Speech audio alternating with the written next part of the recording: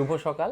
আমার সকালবেলার নাস্তায় আজকে আছে 1 কাপ চা। 1 কাপ না, অল্প একটু চা খাই, চিনি ছাড়া চা খাই আমি। আর এই যে হলো আমার নাস্তা। হ্যাঁ, মাঝে মাঝে আসলে এই সকালবেলা অল্প একটু চা আর বিকেলবেলা অল্প একটু চা আমাদের মন ফ্রেশ রাখে এবং ভাল লাগে, চনমনে একটা ভাব আসে, এবং এটা আমাদের অভ্যাসেরও বিষয়। তো 1 কাপ চা আসলে আপনার ডায়েটের খুব একটা ক্ষতি করবে না, যদি আপনার ডায়েট ঠিক থাকে। ডায়েট মানে কি, নাস্তাটা একটু ব্যালেন্স থাকে।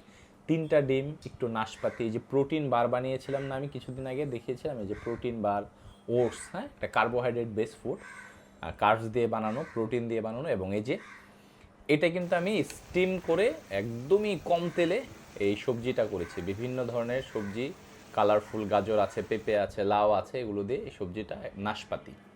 তো মোট কথা একটা ব্যালেন্স ডায়েট মোটামুটি করেন আপনারা আপনাদের অনুযায়ী। এত খাবার যে খেতে হবে তা না।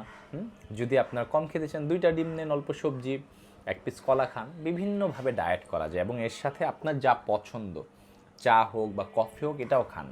কারণ কি, ডায়েট করতে গিয়ে যদি আপনার মন ভালো না থাকে, ডায়েট করতে গিয়ে যদি আপনার ইন্টারনাল হেলথ, মন ভালোর সাথে কিন্তু ইন্টারনাল হেলথের সম্পর্ক, হেলথ ঠিক না থাকে, মন চনমনে না থাকে, ফ্রেশ না থাকে, সেই ডায়েটে কোনো কাজ হবে না।